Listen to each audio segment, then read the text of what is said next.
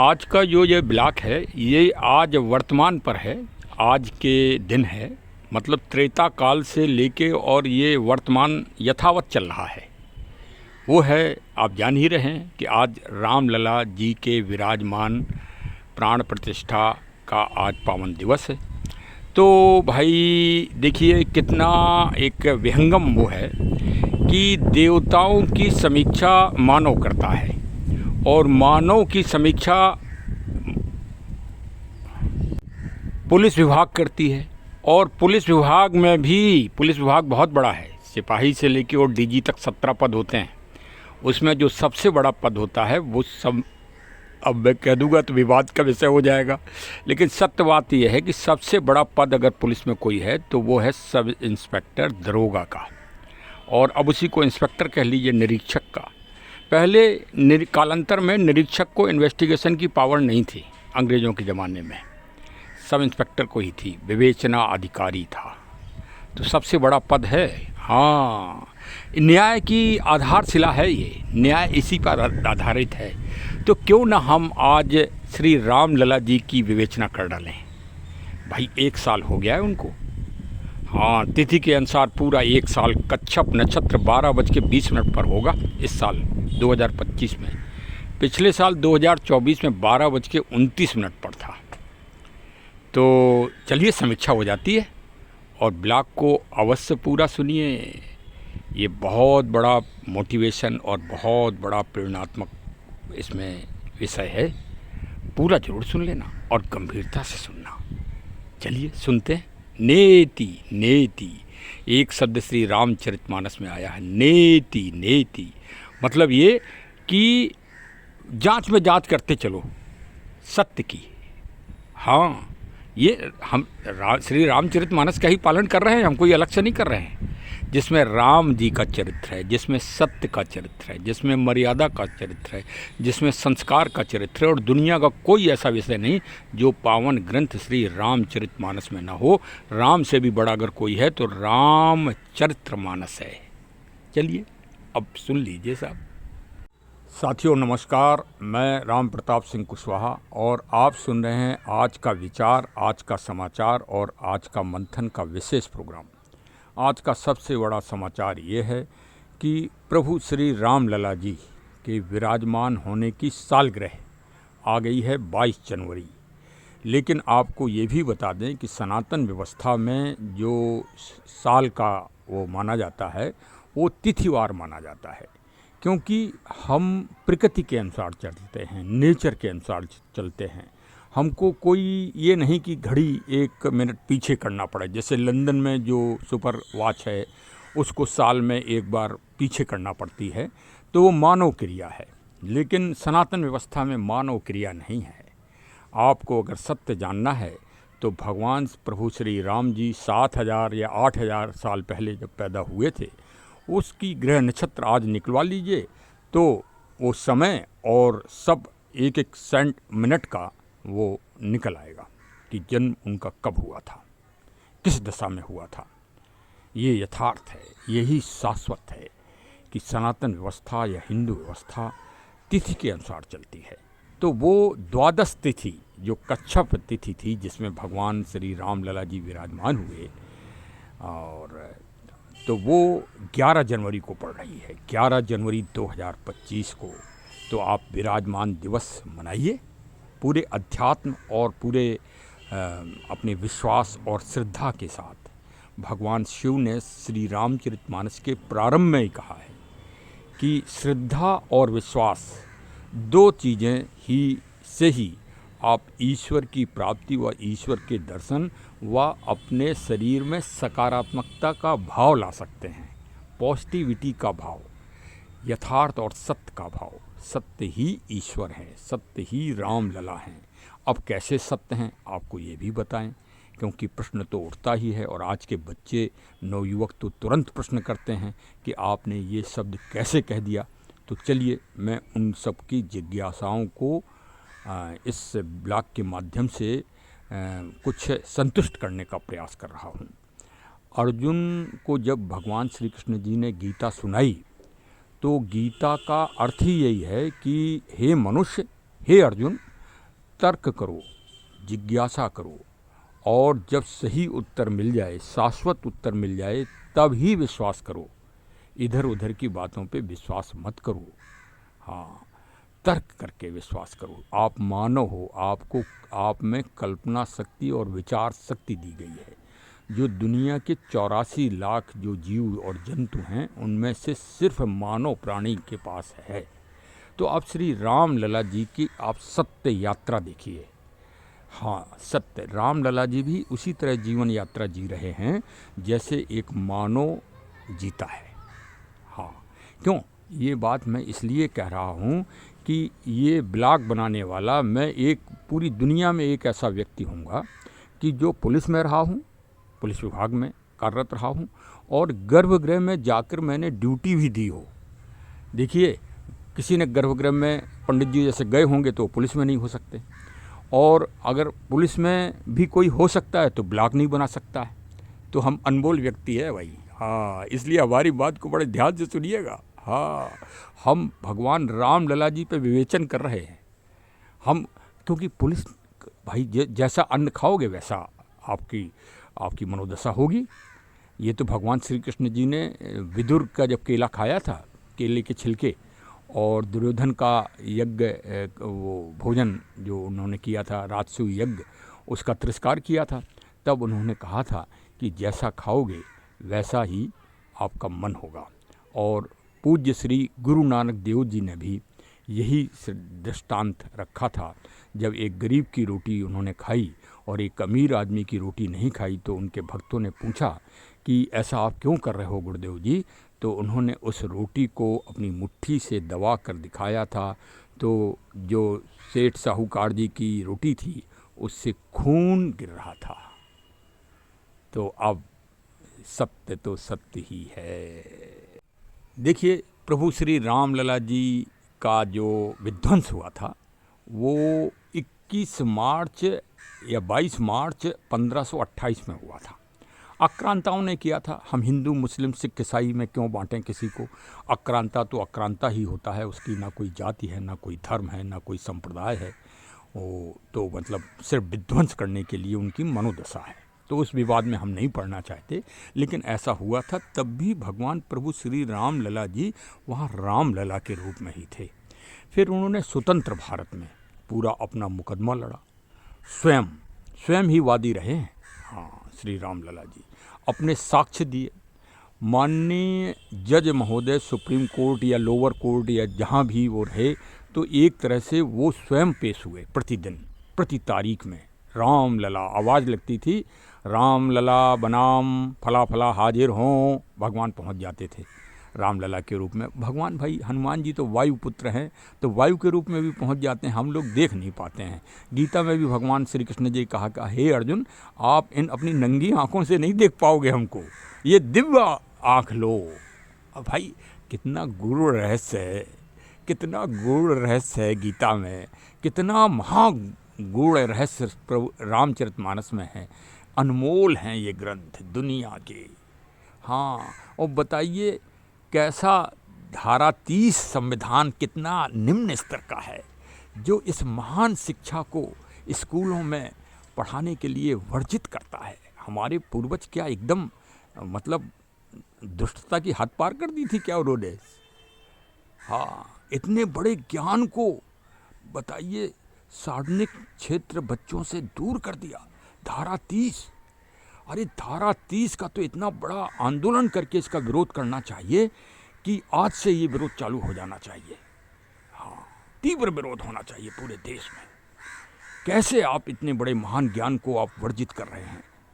जब सभी संप्रदाय और सभी पंथ के लोग अपनी अपनी शिक्षाएं दे रहे हैं स्कूलों में, तो ये शिक्षा क्यों नहीं दी जा रही है जो अखंड है, जो अवर्चनीय है, जो मूल है? भाई मूल शिक्षा है ना ये। तो खैर चलिए, अब फिर रामलला पे आने दीजिए भाई, नहीं तो फिर ये हो जाएगा कि भटक गए अब। हाँ, तो प्रभु श्री रामलला जी ने अपना मुकदमा लड़ा, और अपने मुकदमा लड़ने के बाद देखिए जब वो विराजमान हुए 22 जनवरी को, तो हमारे चारों शंकराचार्य जी कोई नहीं गए वहाँ। हम शंकराचार्य जी की बुराई नहीं करना चाह रहे, ना हमारा ऐसा उद्देश्य है। और उन्होंने कहा कि परिणाम बहुत बुरा होगा और ये गलत रूप से स्थापित हो रहे हैं। अरे प्रभु जी, अरे भाई पूज्य शंकराचार्य जी, जब रामलला जी चाह रहे थे तो राजा दशरथ जी नहीं रोक पाए उनको, वशिष्ठ और विश्वामित्र जी नहीं रोक पाए वनवास को, तो आप उनके विराजमान दिवस को कैसे रोक सकते थे, कैसे रोक सकते थे। कह मुनीस हिमवंत सुन जो विदे लिखा लीलार, देव दरुज डर डाग मुन को न मैं टनहार। आज आपको अगर इसकी अनुभूति ना हो रही हो, जो अभी कई तथाकथित राजनेता भी दर्शन करने नहीं गए हैं, वो सोच रहे हैं कि हमारे बहुमत वाला सत्ता वाला मतदाता हमसे नाराज़ हो जाएगा। कितनी संकीर्ण विचारधारा है। अरे अर्जुन, तुम बहुत श्रेष्ठ थे, तुमने एक ही मिनट में योगेश्वर भगवान श्री कृष्ण को अपने पाले में कर लिया, और दुर्योधन मूर्खता में और अहंकार में लगा रहा। ये विपक्ष के नेताओं, आप कहीं वही तो नहीं हो रहे हो, महाभारत के पात्र दुर्योधन तो नहीं बन रहे हो। हाँ, मैं कबीरा खड़ा बाजार में सबकी मांगे खैर, ना काहू से दोस्ती ना काहू से बैर। हमारा ये सिद्धांत है, किसी को बुरा लगे या अच्छा लगे, क्योंकि हम जो विवेचन करते हैं वो रामचरितमानस और गीता जी, पावन गीता जी को आधार बनाकर करते हैं। इसलिए हमारा कोई उद्देश्य नहीं, ना हम किसी को नीचा दिखाना चाहते हैं, हम सत्य और सार्वभौमिक बोलने का प्रयास करते हैं। और किसी को अगर कष्ट हो या खेद हो तो मैं उसके लिए क्षमा प्रार्थी हूँ, लेकिन सत्य तो बोलना ही चाहिए, सत्य ही विजेता होता है। अब देखिए, श्री रामलला जी इसके प्रमाण हैं। देखिए, चीन ने भारत की कुछ ज़मीन पर अवैध रूप से प्रयास किया था, तो श्री रामलला जी के विराजमान होने के बाद वह अंतर्राष्ट्रीय स्तर पर समझौता करते हुए और शर्तों के आधार पर वापस हो गया। तो एक तो ये बहुत बड़ा कार्य हुआ, इससे देश का गर्व ऊंचा हुआ, और देश आजकल प्रतिदिन कोई ना कोई नई मिसाइल छोड़कर शक्तिशाली हो रहा है। तो प्रभु श्री राम जी का जो सिद्धांत है, जननी जन्म भूम स्वर्गादपि अपगृह सचे, तो जननी तो ये भारत देश ही है हम सब नागरिकों का, तो ये तो सर्वोच्च शिखर पर होना ही चाहिए। अब देखिए, प्रभु श्री रामलला जी ने विराजमान होने के बाद अपना झंडा या अपनी कीर्ति किस तरह से फहराई। एक बात तो ये नोट कर लेना कि विराजमान दिवस 11 जनवरी को अपना अपना झंडा जो पुराना लगा है, फट गया है, उसको बदल के नया झंडा लगा देना। हाँ, किसी को वो नहीं, ये तो हमारी संस्कृति है झंडा लगाने की, और झंडा बदल के लगाते हैं हम, किसी को चढ़ाते या किसी को, वो हमारा उद्देश्य नहीं है। तो ये सभी लोग करना भाई। हाँ, अच्छा, अब देखिए, प्रभु राम जी को हम याद कैसे करते हैं, आज प्रश्न ये है। और राम जी अपना मुकदमा जीते कैसे, ये भी एक प्रश्न है। तो राम जी जो मुकदमा जीते वो शास्त्रों के साक्ष्य के आधार पर जीते। पूज्य श्री रामभद्राचार्य जी ने, जो हमारे माननीय सर्वोच्च न्यायालय के श्री चीफ जस्टिस साहब भी, और भी जस्टिस, जिसमें माननीय श्री कलीम उल्ला साहब थे, उनके सामने ये तथ्य रखा था। तो जैमिनी उपनिषद के माध्यम से, या जैमिनी ग्रंथ, सॉरी, हम उपनिषद में थोड़ा डाउट है, ग्रंथ के माध्यम से इस बात की पुष्टि कर दी थी कि राम जी का जन्म उसी गर्भगृह पे हुआ जहां आज श्री रामलला जी विराजमान हैं। तो अब सबसे बड़ा प्रश्न ये है कि ये साक्ष्य और एविडेंस कहाँ से प्राप्त हुई। तो स्पष्ट है कि शास्त्र के द्वारा प्राप्त हुई, वो भी जैमिनी ग्रंथ के द्वारा। अच्छा, अब श्री रामलला जी विराजमान हो गए तो उन्होंने अपने को पूरी दुनिया में कैसे आच्छादित किया, मतलब एक कदम आगे बढ़ाया, सकारात्मकता आके दिखाई देने लगी, पॉजिटिविटी। देखिए, हम सब जानते हैं अच्छी तरह से कि प्रभु श्री रामलला जी का पूरा वर्णन रामायण में है, जो वाल्मीकि जी के द्वारा लिखित है, लेकिन वो इतनी संस्कृत भाषा में, प्राचीन भाषा में क्लिष्ट है कि जन सामान्य नहीं समझ पाए। तब गोस्वामी तुलसीदास जी ने श्री रामचरितमानस को लिखा, और प्रभु श्री राम जी की लीला घर घर में आच्छादित हो गई। तो सबसे बड़ा ग्रंथ तो श्री रामचरितमानस ही हुआ वर्तमान में। अब भाई, आप देख ही रहे होंगे कितने लोगों ने अपमान किया है। यहाँ एक सपा के विद्वान नेता हैं श्री स्वामी प्रसाद जी, और पटना बिहार के शिक्षा मंत्री पूर्व रहे हैं श्री चंद्रशेखर यादव जी, इन्होंने तो अपमानित करके और श्री रामचरितमानस को जलवा ही दिया। तो फिर श्री रामचरितमानस को प्रभु श्री राम लला जी ने ऐसी संयुक्त राष्ट्र संघ के जो मतलब उत्तराधिकारी लोग होते हैं उनको ऐसी मनोदशा दी और भारत सरकार को कि 13 मई 2024 को श्री रामचरितमानस तुलसीकृत सचित्र प्रभु श्री राम जी के चित्रों सहित वो विश्व स्तर पर आच्छादित हो गई और रजिस्टर्ड हो गई, और ये मान लिया गया कि श्री रामचरितमानस दुनिया में शांति, लोकहित और मानवता के हित का श्रेष्ठ ग्रंथ है। तो अब आप समझ गए। अब हम आपको एक और चमत्कार बता दें जो विशेषकर वामपंथी और समीक्षात्मक और नकारात्मक लोगों के लिए, कि सिर्फ संयुक्त राष्ट्र संघ में ही नहीं, दुनिया के सबसे रिचेस्ट मुस्लिम कंट्री कुवैत में श्री अल बरून साहब और श्री अल नौशेर साहब ऐसे महान भाव हैं, उनको कोटि कोटि नमन। उन्होंने भारत के वर्तमान प्रधानमंत्री श्री नरेंद्र दामोदर दास मोदी साहब को अचंभित और आश्चर्यचकित कर दिया।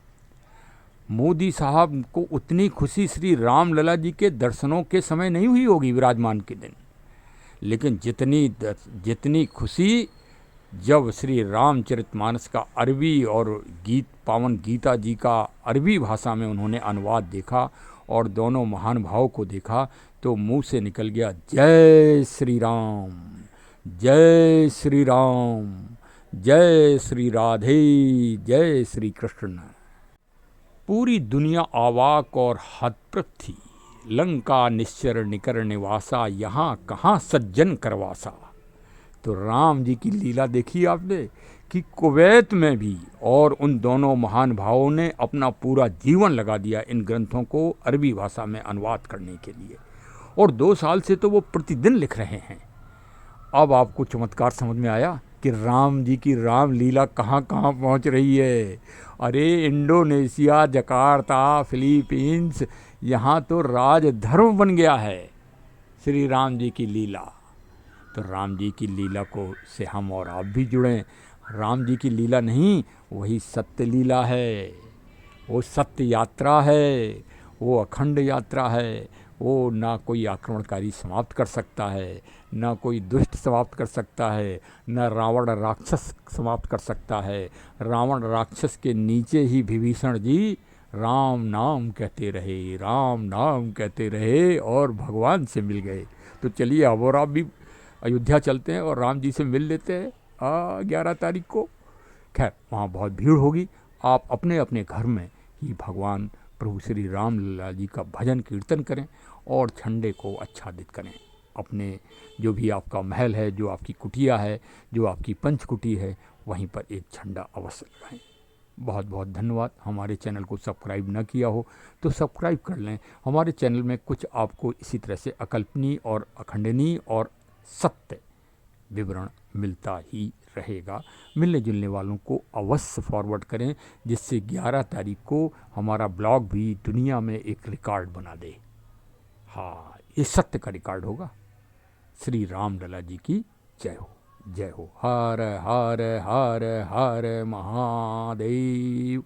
अब देश के नाम, जय हिंद, जय हिंद, जय हिंद। हमें राष्ट्र और देश को अखंड बनाना है और शिखर पर पहुंचाना है। ये सब हम भारतीयों का भी दृढ़ संकल्प होना चाहिए। जय हिंद। चरे वेति, चरे वेति, चरे वेति।